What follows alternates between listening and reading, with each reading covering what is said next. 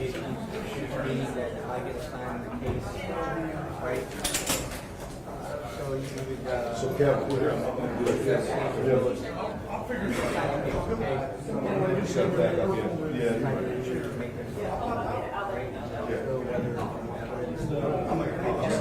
I'm sure face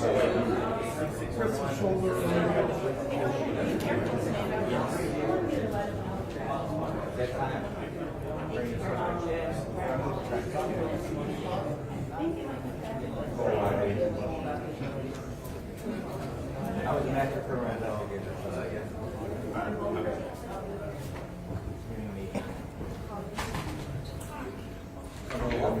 Great, so they'll definitely try to get this out first. They have two things speak, but no faces allowed. No family members, I think it's your daughter and somebody else. So no faces allowed. I told them we'll probably for sure still get audio. Probably will start from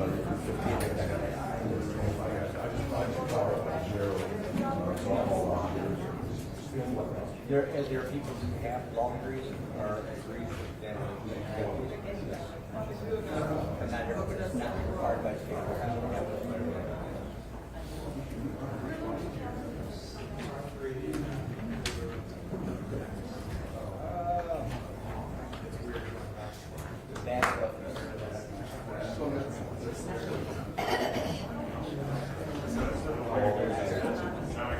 Whether it be through an investigation, whether it be a traffic accident, this is a continuous process. Hey, Rob, you got me? I got the zeros up.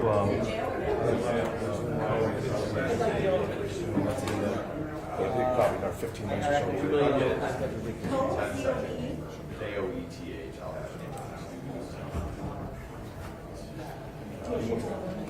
I just powered up 2 minutes ago. 701-697.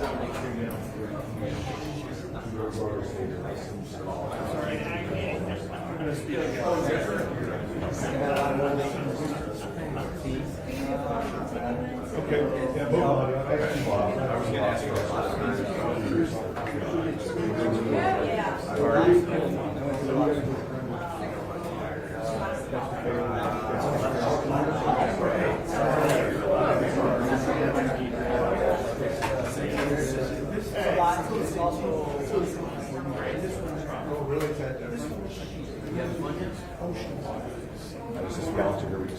Sorry, no, don't move, please.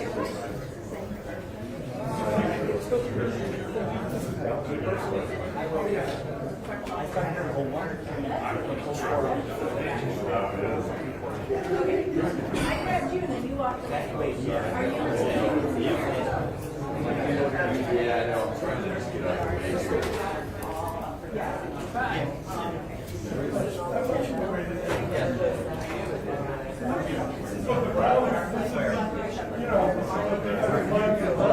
commercials, man. You gotta do some commercial time?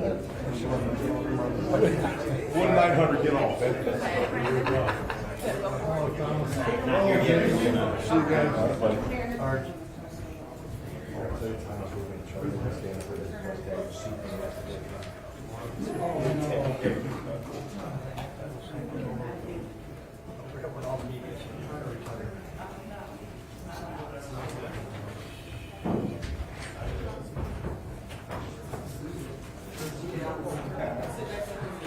Is it a special occasion?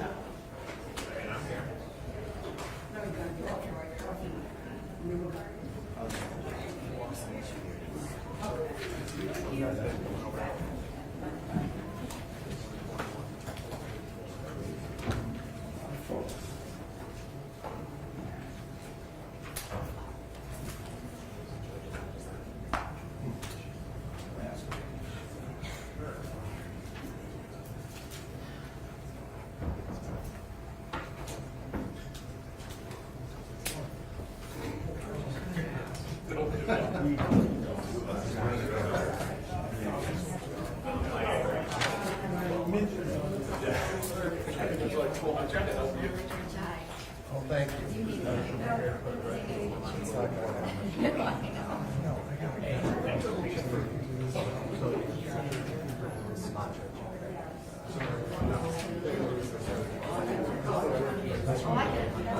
I'll name a few. Let them go through this first. Yes. Good luck.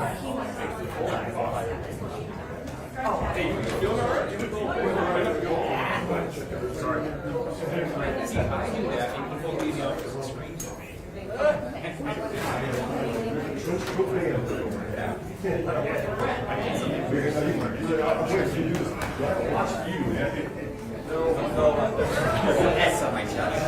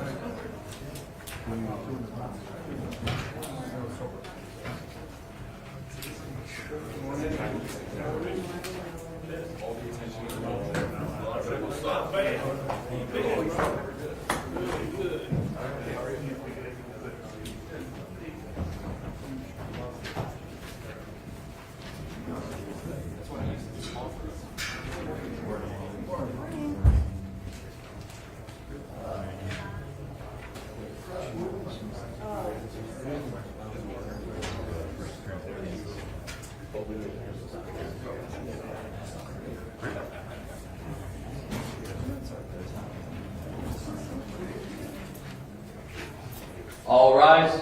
The court is now in session. The Honorable Deborah Turner presiding.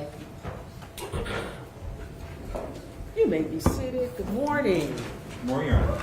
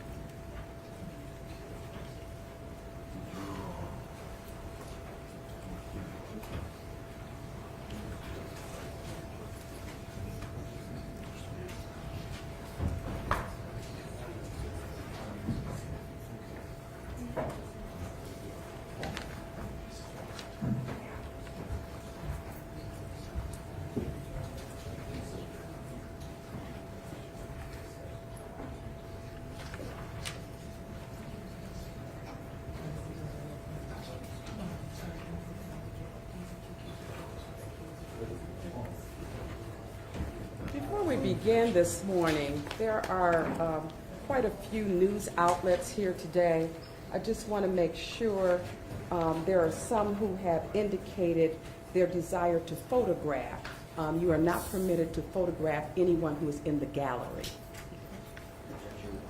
Oh, I'm sorry.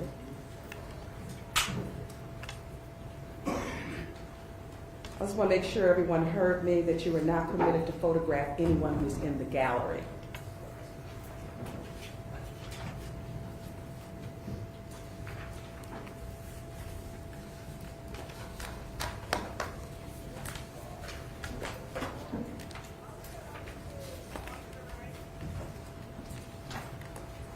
Good morning to everyone. We are here for an arraignment, and the court at this particular time is going to review your constitutional rights. It is my duty to advise you of your constitutional rights at this time. Please listen carefully. Under the constitutions of the United States and the state of Ohio, individuals charged with the commission of an offense are guaranteed certain basic rights. They are the right to know and understand the charges against you, the right to a speedy trial, the right to a trial by jury. You may waive or give up that right and have your case tried by a judge without a jury. At trial, the state of Ohio has the burden to prove your guilt by evidence beyond a reasonable doubt. The right to meet your accusers face to face and to cross-examine the witnesses for the prosecution. You have the right to summon or subpoena witnesses on your behalf. You do not have to testify against yourself. You have the right to counsel. If you are unable to afford an attorney, the court will appoint a lawyer to defend you. You will be assessed a $25 fee for an appointed attorney. You will not be denied an attorney if you're unable to pay this fee. At the conclusion of your case, you may be ordered to pay the fee if your judge determines you are financially able. If you choose to hire your own attorney, you have a right to a reasonable continuance to hire one. This is not the trial of your case. This is your arraignment. An arraignment is your opportunity to be informed of the charges against you, for bond to be set, and for you to enter your plea. You do not have to make any statement about the charges against you, but any statement made may be used against you.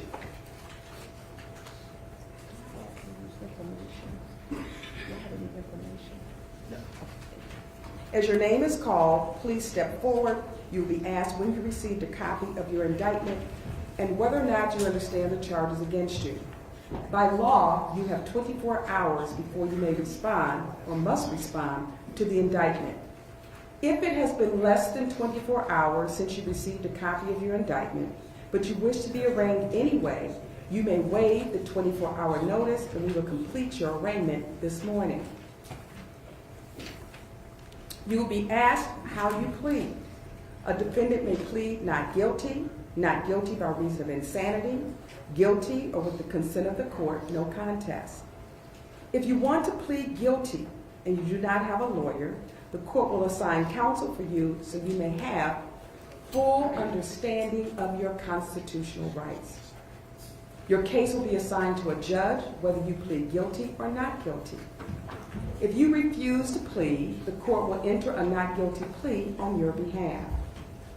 If you've been charged with a crime of violence and/or any drug offense, under Ohio law, you cannot knowingly have, carry, or use a firearm or dangerous weapon until your case is concluded. This is called being under a disability. If you violate this disability, you could be charged with a separate felony offense in addition to the original charge you are being arraigned for today. Even if you have a permit to carry a gun, you are still under a disability until your case is over. In fact, upon indictment, the sheriff who issued the permit shall suspend it until your case is over. If you are over 18 and have not provided a DNA specimen since 2011, you may be required to submit one within 24 hours of your arraignment. If you are placed on GPS electronic monitoring as a condition of your bond, you will be required to follow all rules and conditions of GPS electronic monitoring. Specifically, any unapproved leave, late return, or being in an unauthorized location may result in your warrantless arrest. Failing to properly charge or not charging your unit may result in your warrantless arrest.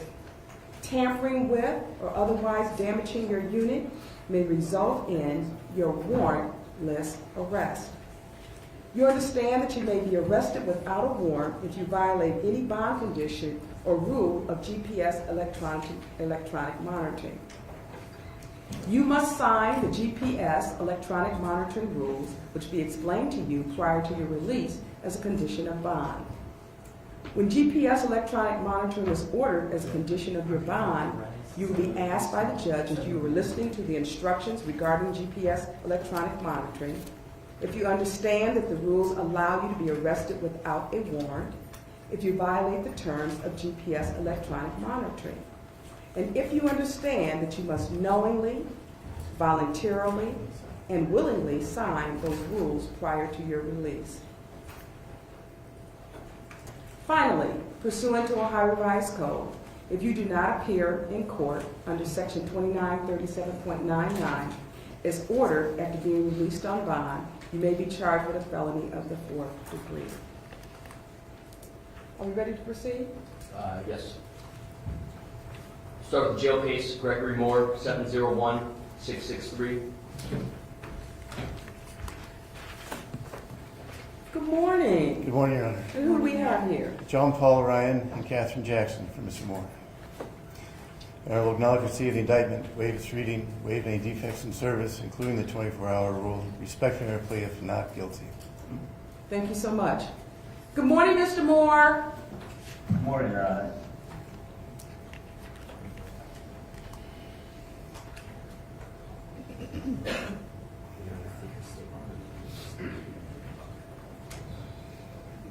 State of Ohio like to be heard? Yes, Judge, thank you. Kevin Filiato, Assistant Prosecutor on behalf of the State of Ohio. Your Honor, the state understands that the Bond Commissioner's Office is recommending a $2 million bond in this case. That is what the state recommends at this time.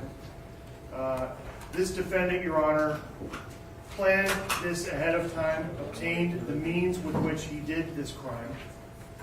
Those means are also means that he used to avoid leaving evidence of his crime. That evidence that he sought ahead of time to not leave behind is the same evidence that clears the person that everyone thinks did this crime, which is Aliza Sherman's husband. He did not. And this defendant sought for, after this crime, he lied to the police, he hid evidence from the police, he got rid of the phone that he used to commit this crime with, and he has lived for 12 years amongst us with everyone believing the husband did this, and that's not true. This case is about evidence, and the evidence in this case shows the defendant planned ahead of time to lure Aliza Sherman to his office, to keep her there under the guise of him being in the office, and he wasn't, and for him or someone working with him to come up and stab her. After the crime happened, this defendant was aided by people who then tried the next morning to get rid of the electronic means that he used. 21 minutes of video footage were missing from inside the building that should have captured this crime, but didn't. And then voicemails that Aliza left when she was at the call box were deleted before the police could get to them. All of these things are to show this defendant planned this crime and then committed the crime. We consider him to be a threat to public safety as well, because when the court system has required him to do his job as a lawyer, he responded with criminal activities, calling in bomb threats to 3 separate courthouses on days when he was supposed to be working there, coming up with illnesses and medical excuses to get out of going to court, a single car crash to keep him out of court, and then this. So, Your Honor, we ask that this court implement the $2 million bond, reserving the right, of course, to ask for higher or potentially no bond in the future. With me today, Your Honor, are 2 of Aliza Sherman's children who would like to make a statement to the court, if it please the court. Absolutely.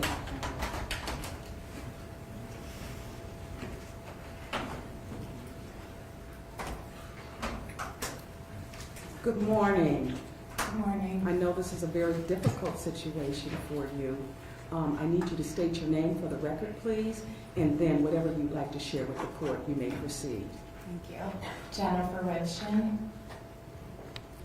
Your Honor, thank you for the opportunity to speak today. My name is Jennifer, and I am here today as the daughter of Aliza Sherman, who was brutally taken from us in a crime that has devastated our family and the community. Greg Moore stands before this court charged with the kidnapping and murder of our mother, his own client, a woman who trusted him, a woman who he was duty-bound to protect and advocate for. Instead, he allegedly betrayed that trust in the most horrifying way imaginable. If a person is capable of such calculated violence against someone he had a professional obligation to defend, one must ask, what else is he capable of? We are not just speaking about an alleged crime.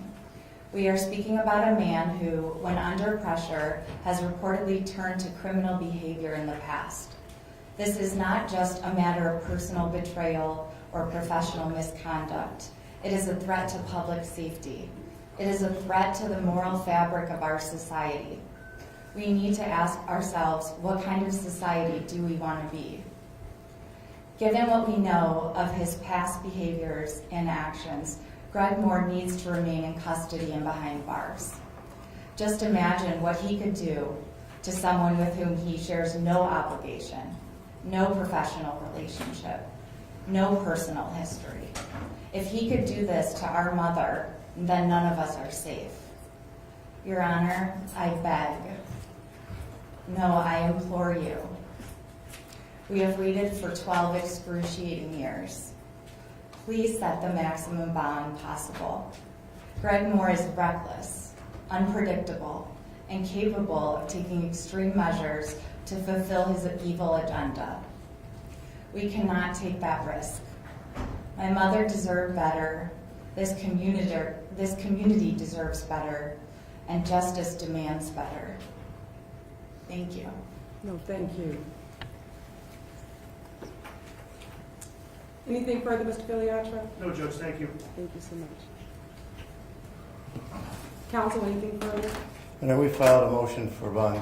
There are some facts that have been stated that we would dispute, but we'll take it up at a later time. It's my understanding that they haven't even interviewed Mr. Moore yet, and so at that point, we have nothing else at this time. Thank you so much. Not guilty has been entered. This matter has been assigned to the docket of Kira Krivash. First pretrial will be 6/4/2025 at 9 a.m. Bond is set at $2 million, cash, surety, or property. The defendant does have to provide a DNA sample. There is to be no contact in any form or fashion with the alleged victim's family. Mr. Moore, that is in any form or fashion, not through another person, not through social media, anything that you can conjure up in your mind that will result in contact, you need to say to yourself, no. That could just cause other issues before the court. Understood, sir? Yes, Your Honor. Thank you so much. Anything further, counsel? No, thank you, Your Honor. Thank you so much.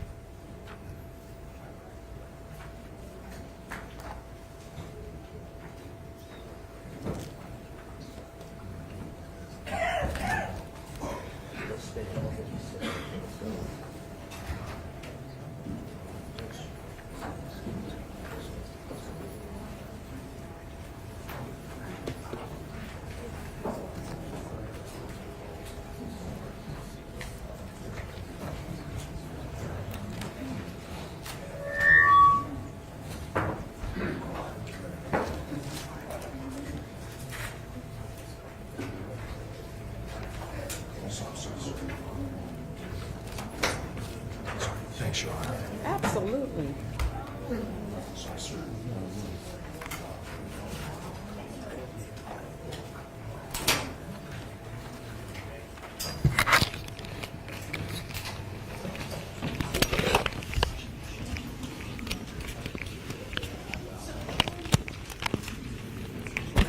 Yes, thank you. Sorry, Timmy. Yeah, don't get caught. Careful. Yeah, just.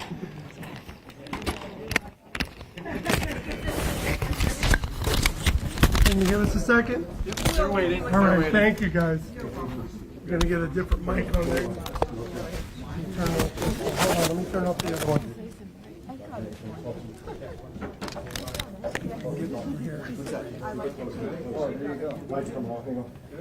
Hold on, Timmy. Let me see if I can get around here. Can you get right in here? Yeah. Sorry. Jon-Paul attorney for Gregory Moore. Ryan, right? You pronounced that Ryan. Yeah, yeah. All right. So he's pleading not guilty, and of course everybody wants to know, how do you prove you didn't do it based on the evidence they've laid out? Well, first of all, we don't have to prove he didn't do it. The burden of proof is on the state. Second of all, I didn't hear any new evidence come out today from the state. It appears to be the same evidence that they didn't have 12 years ago, but they're just repeating again. I know for a fact that some of the information that they just stated is very easy. So at this point, the case is just beginning. When we said he's not guilty, that means we will be going to trial on this matter. This case will go to trial, and Mr. Moore has much to say in his own defense in this case. And Jon-Paul, what is his temperament right now? He seems like he appeared a little bit emotional on the video. He puckered his lips and he put his head down a few times. What is Gregory Moore's temperament right now? Put yourself in his shoes for a second. Being charged with crimes that you don't believe you committed, and then put yourself in front of this crowd, in the news, in the courtroom, with these charges. Of course you're going to be concerned.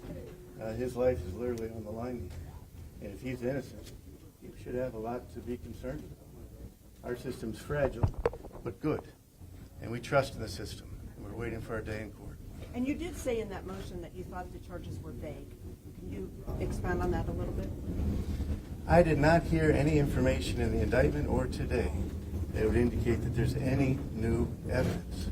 The information that they pointed to, again, we have specific evidence that contradicts that.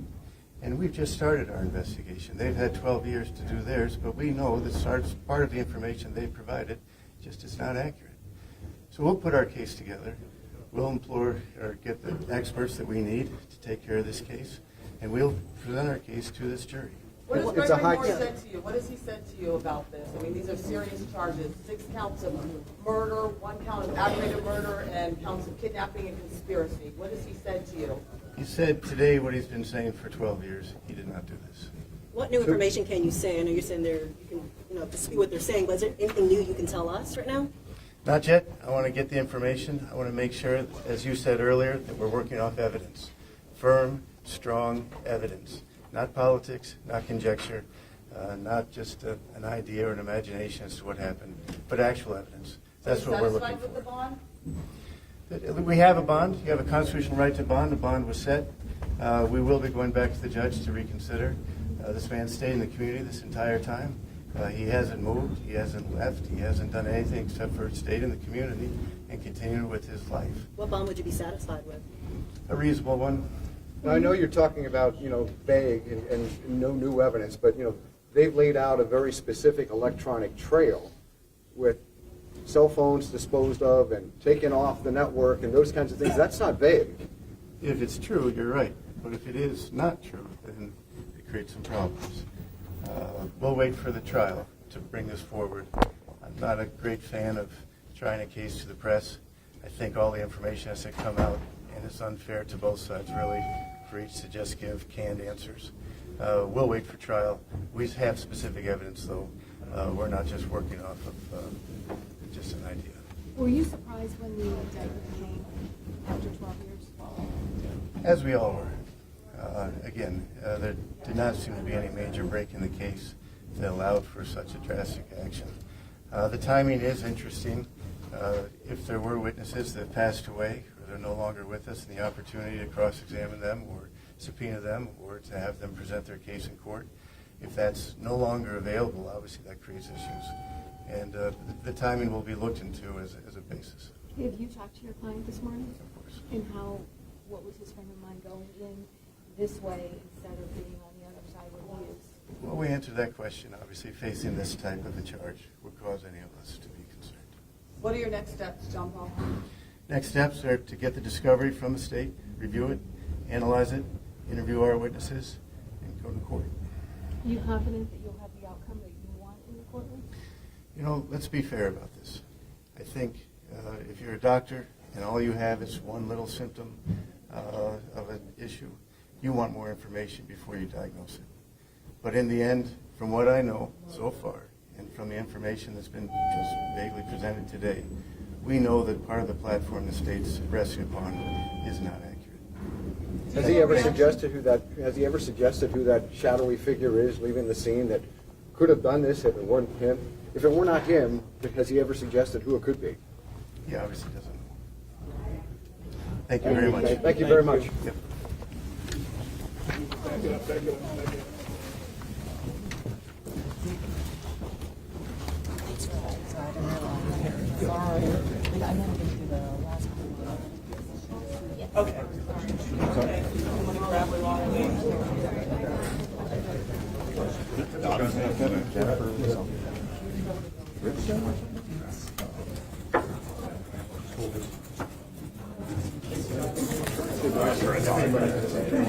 Hey.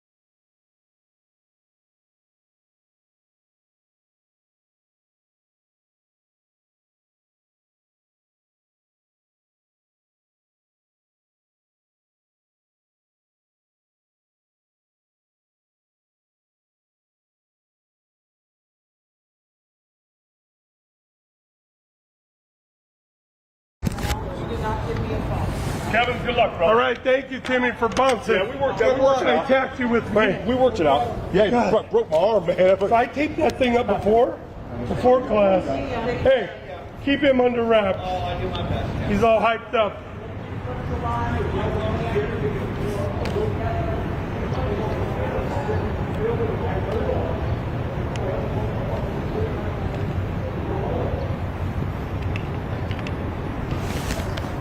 All right, give me that mic, son. Just test it. Yeah, tell them. You're fine. What did he tell him? 1, 2, 3. I think it's off again.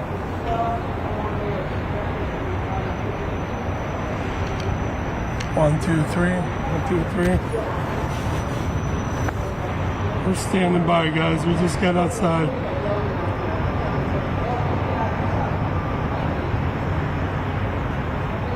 She's like yelling. Yeah. Well, they have to learn to roll with it. Okay, hold on, Jody. Hold on. Just got downstairs. Hold on. Okay, she's vamping. Okay, hold on. More than a minute in the show.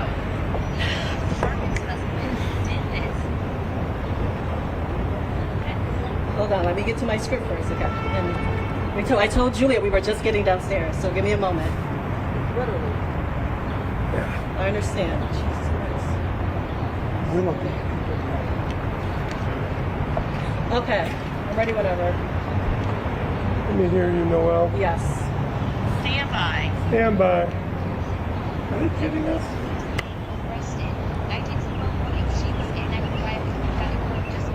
It's on.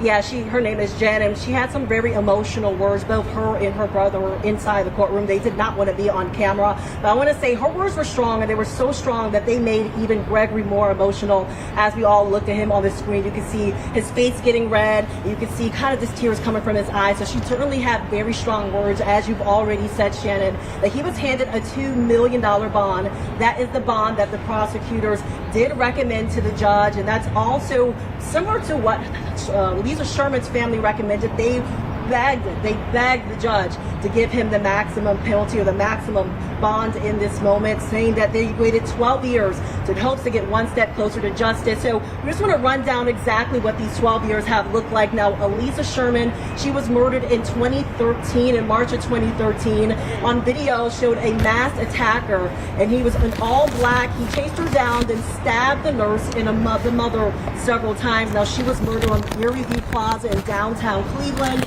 and this was just outside of Moore's office. He was her divorce attorney at the time. She was in the midst of a very messy divorce with her estranged husband. Now, something that the prosecutors also mentioned inside the courtroom was also Moore's past criminal history. Now, he was sentenced to 6 months in jail in the past. He pleaded guilty to bomb threats.